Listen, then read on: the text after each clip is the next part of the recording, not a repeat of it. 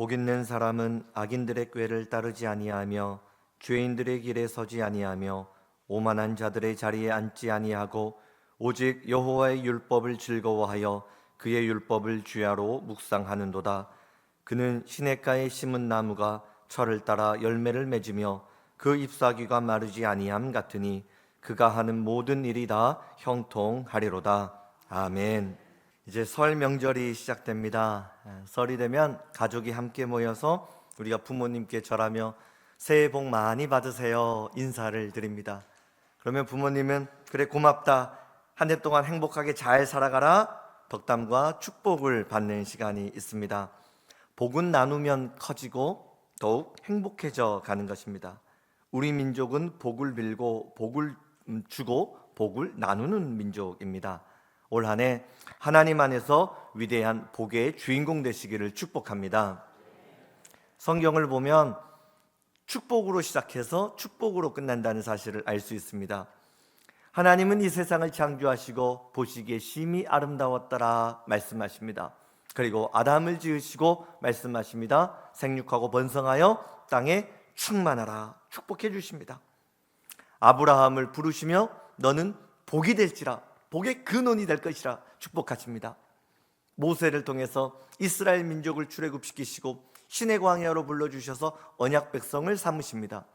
그리고 하나님이 삼으신 주의 언약 백성을 얼마나 축복하고 싶으셨는지 그 하나님의 축복의 마음을 신명기 28장은 이렇게 기록합니다.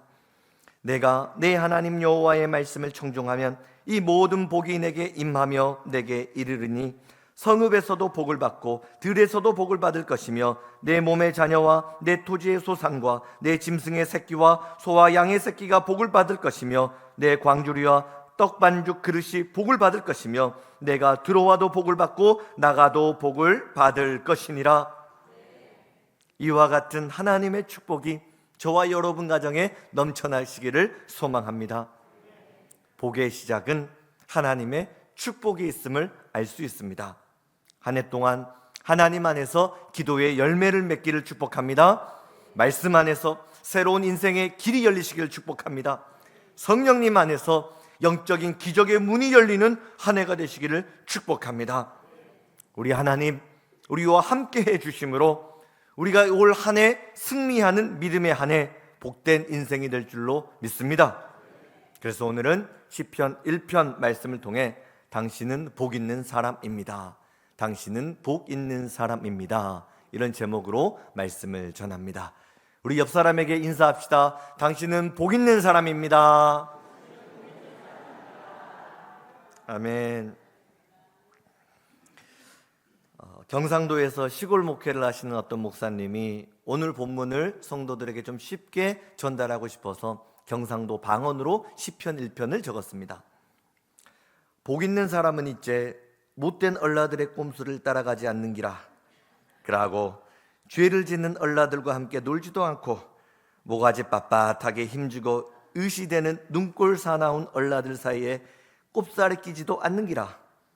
니는 어떻노? 내 말 잘 듣거래. 그런데 복 있는 사람은 이제 죽으나 사나 여호와의 율법을 억수로 좋아하며 밤잠도 안 자고 그 율법을 막 깊이 묵상하는 사람이 아닌게배. 그 사람은 도랑가에 심어놓은 나무가 사시사철 먹음직스러운 열매를 맺고 그 이파리가 시퍼런 것 같이 그 하는 일이 모두 다 억수로 잘 되는 기라. 악인들 가들은 바람에 펄펄 날리는 건불과 같은 기라. 억수로 안 됐지. 그렇기 때문에 나쁜 얼라들은 불구덩이 심판을 배겨내지 못하고 죄를 짓는 얼라들이 의로운 사람들 틈에 꼽살에 낄 수도 없다 아이가. 참말로 의로운 사람들의 길은 여호와께서 복을 주시지만은 나쁜 얼라들에게는 끝장나는 기라. 니들도 조심하그래. 알겠제?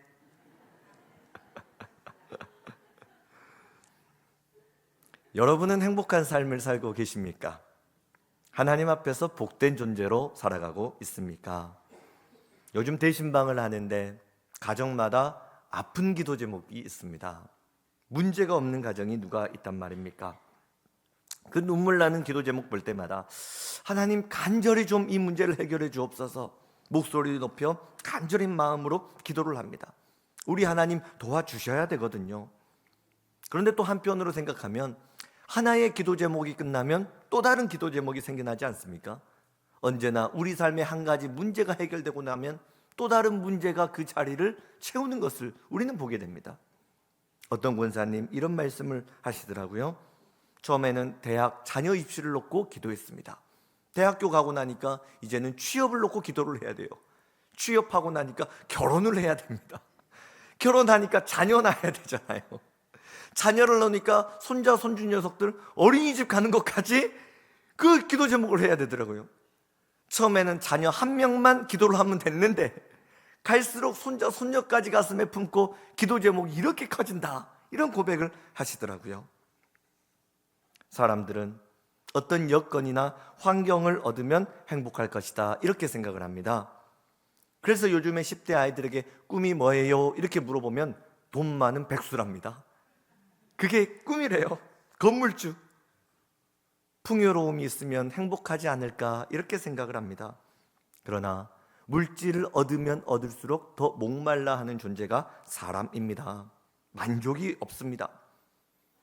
1950년 6.25 전쟁 이후에 우리 대한민국 전 국토가 황폐화되어서 얼마나 먹고 살기 힘들었습니까? 하루에 밥 세끼 먹을 수 없는 나라가 우리나라 아니었습니까? 그러나 우리 할아버지 세대, 아버지 세대가 피땀 흘려서 일을 해서 지금 세계적인 대한민국을 이루지 않았습니까? 과거와 비교하면 얼마나 잘 삽니까? 그런데 이 나라 지금 행복합니까? OECD 가입국 중에 대한민국의 행복 지수가 꼴찌라는 사실을 누구나 다 알고 있지 않습니까? 과거와 비교가 되지 않을 정도로 잘 살지만 행복하지 않다는 것입니다. 왜 그렇습니까? 행복은 환경이나 조건에 있는 것이 아니기 때문입니다. 그런데도 사람들은 가진 것 가져보고 남들보다 더 많은 여유가 있으면 행복하지 않을까 막연하게 생각을 합니다. 그러나 여러분 기억하시길 바랍니다. 환경이 나를 행복하게 만들어주는 것이 아닙니다.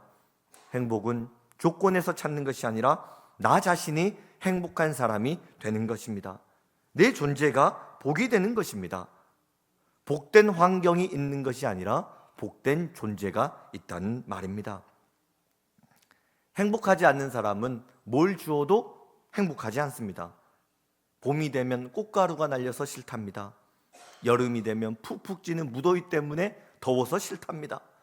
가을이 되면 낙엽이 떨어져서 외로워서 싫답니다. 겨울이 되면 모든 것 다 얼어버리는 추위 때문에 싫다고 합니다. 그런데 행복한 사람은 어떤 환경이 와도 행복을 노래합니다. 봄에 꽃가루가 날리면 새로운 생명이 태어나서 행복합니다. 여름에 푹푹 찌는 무더위 속에서 곡식과 과일이 익어가는 소리를 들을 수 있어서 행복합니다. 가을이 되면 풍성한 열매를 맺어서 행복하고 겨울에 불어오는 찬바람, 인생의 깊은 의미를 생각해 볼 수 있기 때문에 행복합니다. 그래서 에이리 프롬은 소유냐 존재냐 이 주제를 가지고 책을 썼습니다. 복은 소유의 문제가 아니라 존재의 문제라는 것입니다. 하나님은 아브라함에게 너는 복이 될지라 말씀하십니다. 아브라함의 존재 자체가 복이 된다는 말씀입니다. 아브라함이 복이 되었기 때문에 아브라함이 가는 곳마다 복이 따라옵니다. 그리스도인은 복을 쫓아다니는 사람이 아닙니다. 내가 복된 존재가 되었기 때문에 내가 가는 그 자리가 복의 열매를 맺는 자리입니다. 행복을 쫓아가는 것이 아니라 내가 행복 덩어리가 되었기 때문에 내가 가는 곳마다 행복의 열매는 피어나는 것입니다. 복된 존재가 되고 나면 복을 따라가지 않아도 복이 나를 따라옵니다. 믿으시길 바랍니다. 우리가 새해 인사로 관용적인 표현이지만 새해에 복 많이 받으세요 이렇게 인사를 하지만 복은 받는 것이 아닙니다. 복된 존재가 되는 것입니다. 여름철에 폭우가 쏟아지면 어떨 때는 나무 뿌리가 뽑혀가지고 강물 위에 둥둥둥둥 떠내려가는 나무를 봅니다. 아무리 큰 나무라도 뿌리가 잘려져 버리면 힘없이 강물에 떠내려갑니다. 그런데 이 손가락 하나보다도 작은 피레미 한 마리 강물을 거스러 올라가는 힘이 있습니다. 왜냐하면 그 피레미 안에는 생명이 있기 때문에 그렇습니다. 생명이 있으면 거스러 올라갈 수 있는 능력이 생깁니다.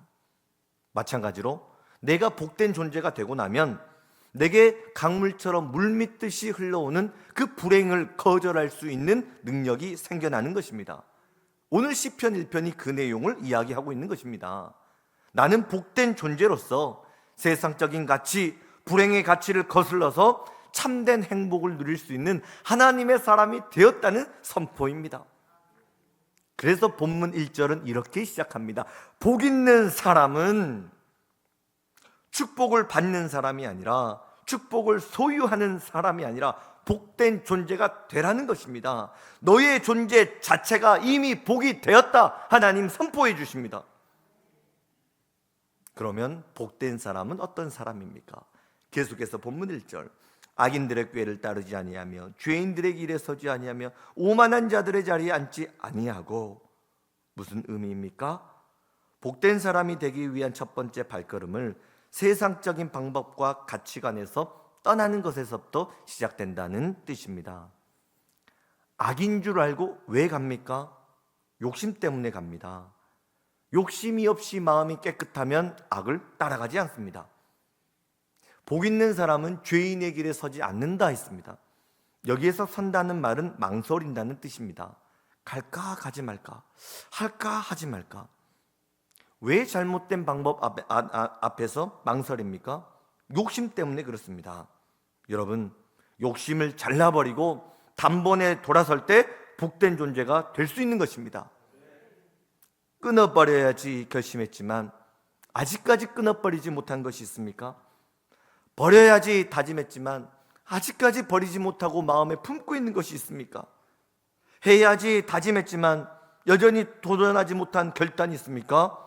여러분, 2025년에 단번에 돌아서는 믿음의 한 해가 되시기를 주의 이름으로 축복합니다.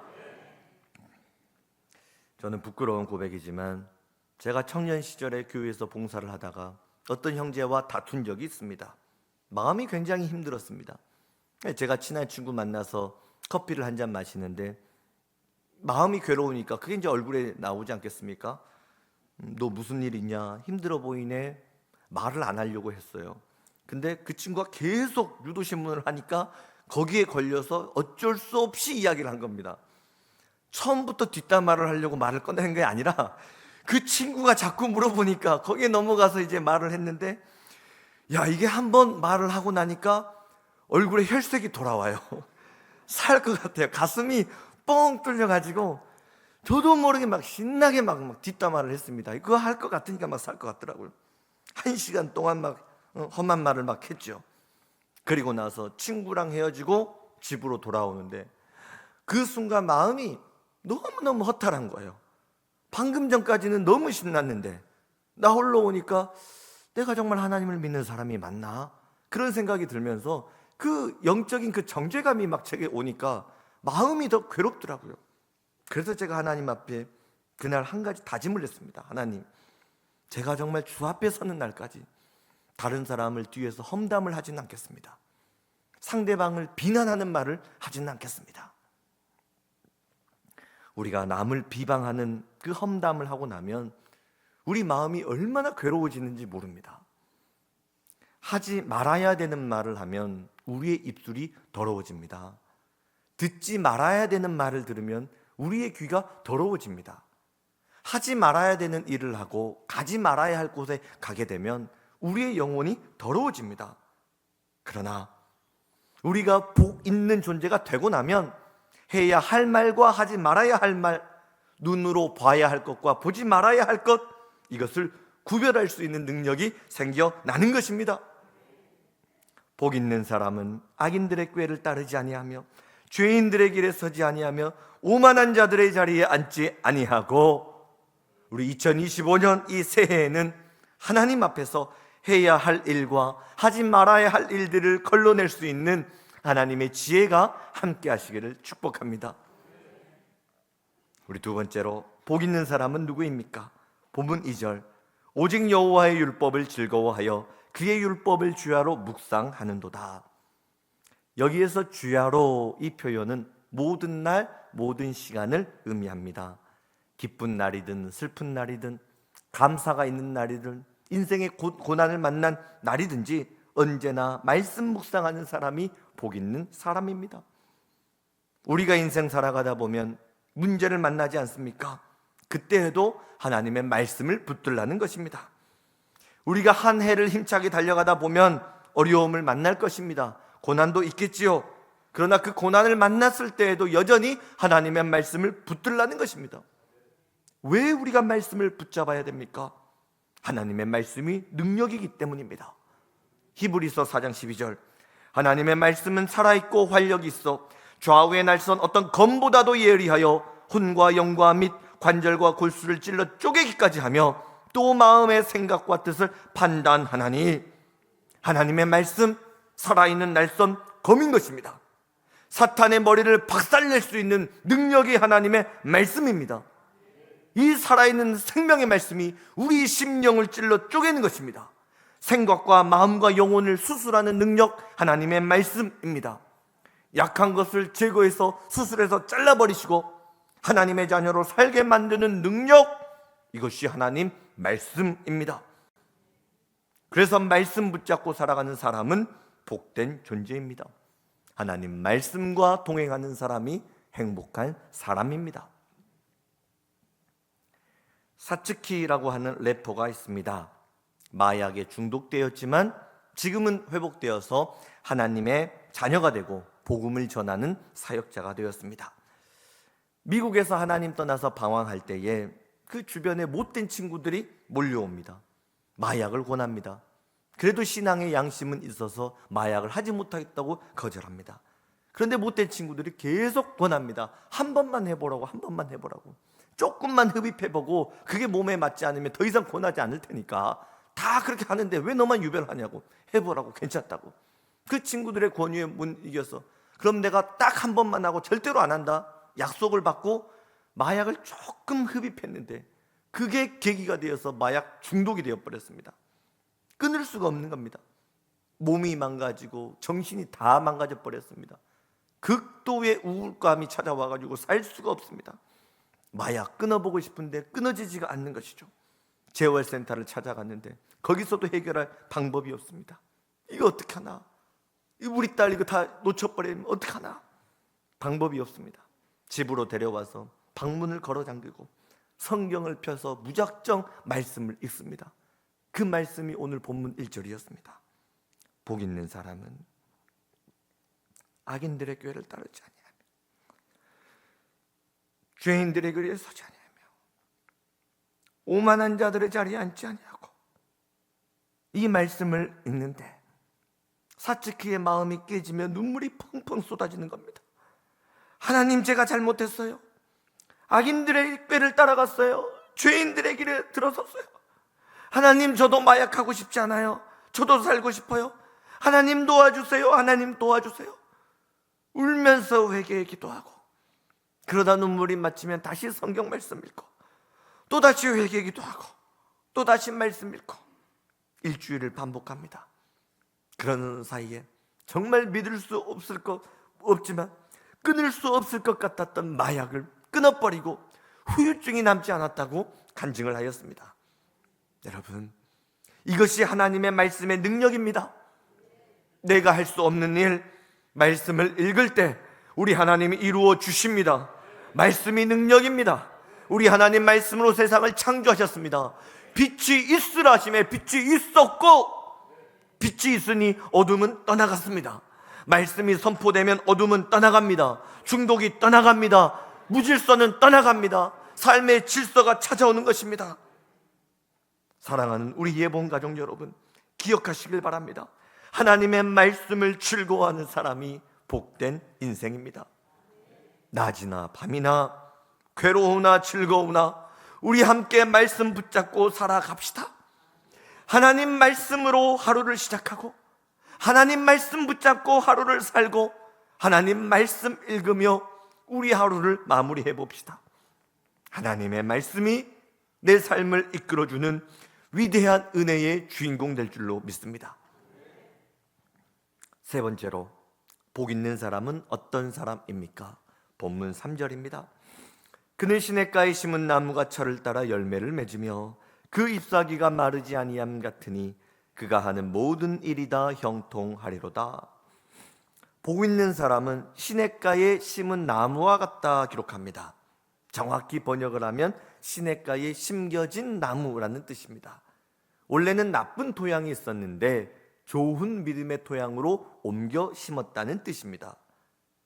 시냇가에 심겨진 나무는 정원사가 의도를 갖고 나무를 골라서 옮겨 심은 나무입니다. 옮겨 심었는데 길가에 버려져 있는 쓰레기 같은 나무를 옮겨 심지는 않을 것 아닙니까? 하나님께서 우리 한 사람 한 사람을 이 땅, 우리 교회, 우리 가정, 이 나라에 보내셨을 때는 하나님의 분명한 의도가 있다는 겁니다. 하나님의 목적이 있고 계획이 있었습니다. 하나님이 나를 이 땅에 심으신 하나님의 비전과 계획을 알고 살아가는 사람이 복된 사람입니다. 시냇가에 심은 나무도 찬바람을 맞습니다. 눈이 오면 그 나뭇가지가 부러지기도 합니다. 마찬가지로 시냇가에 심겨진 나무와 같은 하나님의 사람도 세상 사람이 당한 어려움 만날 수 있습니다. 실패를 경험하기도 합니다. 질병을 만나기도 합니다. 그러나 시냇가에 심겨진 나무와 같은 사람은 아무리 가물어도 영향을 공급받을 수 있는 힘의 원천을 가지고 있습니다. 내가 기도하고 싶을 때 기도할 수 있는 사람, 은혜가 필요할 때 은혜를 받을 수 있는 사람, 성령이 필요할 때 성령이 나를 떠나지 않고 지켜질 수 있는 사람, 그가 바로 시냇가에 심겨진 나무와 같은 인생인 것입니다. 존 버년이 지은 철로역정이라고 하는 책을 보면 믿음의 길을 걸어가는 사람들이 저마다 불꽃 하나씩을 들고 걸어가고 있습니다. 사탄 마귀가 그 불꽃 끄기 위해서 바람을 일으킵니다. 어떤 사람은 부채질 한번 훅 하니까 불꽃이 꺼져버립니다. 불꽃 꺼지자마자 근심과 걱정에 휩쓸려서 고통스러워하는 사람이 되어버립니다. 또 어떤 사람은 바람을 강력하게 불어버리니까 오히려 불꽃이 크게 타오르는 겁니다. 불꽃이 크게 타오르니까 그의 신앙이 성장합니다. 가정이 번창합니다. 사업이 왕성합니다. 건강이 회복합니다. 교회가 부흥됩니다. 불꽃이 커지면 커질수록 사람들의 행복의 불꽃이 커졌다는 겁니다. 어떻게 이런 차이가 있는가? 금방 불꽃이 꺼지는 사람 그 뒤를 가봤더니 기름 탱크가 있는데 그 탱크에 기름이 하나도 없습니다. 그러나 바람이 강하게 불면 강하게 불수록 크게 타오르는 불꽃은 기름 탱크에 기름이 충만합니다. 바람이 불면 불수록 계속 기름을 공급해 주기 때문에 불꽃이 더욱 크게 커져갔던 겁니다. 여러분, 말씀의 기름 탱크, 기도의 기름 탱크, 믿음의 기름 탱크, 비전과 사명의 기름 탱크 충만히 채우시길 축복합니다. 은혜의 기름이 채워지면, 성령의 기름이 채워지면 행복의 불꽃은 커져가는 것입니다. 기름 탱크가 마르지 않는 사람, 시냇가에 심겨진 나무와 같은 사람, 그가 복된 사람입니다. 우리 모두가 예수님 시냇가에 심겨져서 행복과 축복의 불꽃이 더욱 커져가는 복된 한 해가 되시기를 축복합니다. 그렇다면 시냇가는 무엇입니까? 예수 그리스도 심장에 인생의 뿌리를 내리고 살아가는 사람입니다. 내 힘이 아니라 기도의 능력으로 사는 사람, 말씀의 능력으로 사는 사람, 예배의 능력으로 사는 사람입니다. 우리 인생 가운데 내가 가진 어떤 것보다 기도와 말씀과 예배의 능력보다 더 큰 것은 없습니다. 기도의 자리에 인생의 뿌리를 내리고 살아가는 사람은 시절을 쫓아 과실을 맺으며 많은 사람을 유익하게 만들 것입니다. 시냇가에 심겨진 나무라고 하는 것은 교회 중심에 뿌리를 내리고 살아가는 사람을 의미합니다. 신앙이 흔들리는 사람은 절대로 믿음이 자랄 수 없습니다. 구경꾼의 신앙, 변두리의 신앙을 벗어버리시고 우리 올 한 해에는 신앙의 중심의 자리로 달려올 수 있기를 축복합니다. 우리 올 한 해는 예배를 드리더라도 한 칸만 앞으로도 와서 예배를 드릴 수 있기를 축복합니다. 예배 시간 5분만 더 먼저 올 수 있기를 축복합니다. 기도를 하더라도 5분만 더 기도할 수 있기를 축복합니다. 찬양을 하더라도 목소리를 키울 수 있기를 축복합니다. 손을 들더라도 1cm만 더 높이 들고 찬양할 수 있기를 축복합니다. 이런 사람들이 열매를 맺습니다. 인생의 이파리가 시들지 않습니다. 꽃을 피워서 많은 사람들에게 아름다운 예수의 향기를 나누게 됩니다. 많은 열매를 맺어서 많은 사람들에게 열매를 나누어 줄 수 있는 복된 인생이 되는 것입니다. 복 있는 사람은 내 가슴에 있는 축복을 남에게 나누어 줄 수 있습니다. 그래서 내가 함께 신앙생활하는 우리 예본의 가족들 볼 때마다, 내 남편 보고 내 아내 보고 내 자녀들 볼 때마다 우리는 이런 고백을 할 수 있어야 됩니다. 우리 집사님을 보니까 너무너무 힘이 납니다. 우리 안수 집사님, 권사님, 장로님 보니까, 우리 목사님 보니까 목사님 너무너무 행복합니다. 여보, 나는 당신이 있어서 너무너무 좋아. 당신이 나를 이렇게 잘 섬겨줘서 너무너무 행복해.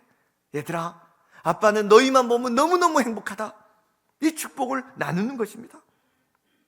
세상 살아가다 보면 내 인생 앞길에 문제가 있을 수 있죠. 그러나 그 문제를 어떻게 해석하느냐에 따라서 복된 존재가 되느냐 마느냐, 이것이 결정되는 것입니다. 행복이라고 하는 이 찬양을 만든 송경민 목사님, 신명기 33장 29절 이 말씀 한 구절에 감동이 되어서 찬양을 만들었다고 합니다. 이스라엘이여, 너는 행복한 사람이로다. 여호와의 구원을 너같이 얻은 백성이 누구냐? 하나님은 이스라엘 백성이 행복한 존재라 말씀하시는데 그 이유는 여호와의 구원을 입었기 때문입니다. 위기 속에서 살아가지만 하나님의 자녀가 되어서 하나님을 아버지라 부를 수 있는 것이 축복인 것입니다. 지옥에서 영원한 천국으로 구원받은 그 자체가 행복한 사람이라는 뜻입니다. 하나님의 자녀로 살아가는 것, 이것 자체가 축복이요 행복이라고 고백을 합니다. 물론 하나님의 백성 되었지만 어려움 없는 것 아닙니다. 힘든 일도 있고 눈물 나는 일도 있습니다. 그러나 하나님이 모든 것을 합력하여 선으로 바꾸어 주셨기에 그 하나님 바라보고 살아가는 하나님의 백성은 행복한 사람입니다. 어렵지만 하나님이 이루실 일을 바라보며 감사를 찾는 사람이 진정 행복한 사람이구나, 이것을 묵상한 다음에 찬양의 가사말을 이렇게 적었습니다. 화려하지 않아도 정결하게 사는 삶, 가진 것이 없어도 감사하며 사는 삶, 내게 주신 작은 힘 나눠주며 사는 삶, 이것이 나의 삶의 행복이라오. 눈물 날 일 많지만 기도할 수 있는 것, 억울한 일 많으나 주를 위해 참는 것, 비록 짧은 작은 삶 주 뜻대로 사는 것, 이것이 나의 삶의 행복이라오. 이것이 행복이라오. 세상은 알 수 없는 하나님 선물, 이것이 행복이라오. 하나님의 자녀로 살아가는 것, 이것이 행복이라오. 사랑하는 여러분, 하나님 자녀로 살아가는 삶이 행복의 시작입니다. 감사를 찾으며 살아가는 삶이 행복의 출발입니다. 지금 대통령이 탄핵이 되어지는, 나라가 흔들리고 있는 이 위기의 시대를 살아가면서 여러분, 어려움이 없는 사람이 누가 있단 말입니까? 경제가 흔들리고 정치가 흔들리고 사람들 마음이 갈기갈기 찢겨져서 분열로 얼룩진 이 세상을 살아가며 여러분, 얼마나 힘이 드십니까? 얼마나 아픈 일이 많이 있습니까? 그러나 하나님이 여기까지 우리 대한민국을 지켜주시지 않았습니까? 하나님이 여기까지 우리 교회를 붙들어 주지 않았습니까? 하나님이 지금까지 우리 가정을 지켜주시지 않았습니까? 우리의 삶을 되돌아보면 하나님의 인도하심의 흔적이 보이지 않습니까? 여기까지 인도해 주신 하나님, 천국 문에 이를 때까지 이 나라 지켜주시고 우리 교회와 우리 가정 지켜주십니다. 지금 당하는 어려움이 있다 하더라도, 때로는 이해가 되지 않는다 하더라도 결국에는 모든 것이 합력하여 선을 이루게 될 줄 우리는 믿습니다. 하나님의 자녀는 이해가 되지 않지만 찬양하는 사람입니다. 힘들지만 감사하는 사람입니다. 납득이 되지 않지만 하나님을 높여드리는 사람입니다. 감사하는 사람이 되면 감사가 나를 따라옵니다. 찬양하는 사람이 되면 찬양의 열매가 나를 따라옵니다. 내가 복 있는 존재가 되고 나면 복은 나를 따라오는 것입니다. 하나님의 자녀로 거룩한 주님의 백성으로 믿음의 걸음을 내딛는 복된 사람 되어지기를 소망합니다. 사랑하는 예본 가족 여러분, 여러분은 복 있는 사람입니다. 기도하겠습니다. 은혜가 풍성하신 하나님, 우리를 복의 자녀로 불러주셔서 감사합니다. 하나님이 우리를 택하여 불러주셨사오니 하나님 뜻대로 살게 하여 주옵소서. 악에서 떠나 말씀의 자리에 있게 하여 주옵소서. 죄에서 떠나 말씀 붙들고 살아가게 하여 주옵소서. 예수님 안에서 뿌리 내리고 말씀 안에 뿌리 내리고 교회 안에 뿌리 내리고 살아가게 하여 주옵소서. 예수님 이름으로 기도드립니다. 아멘.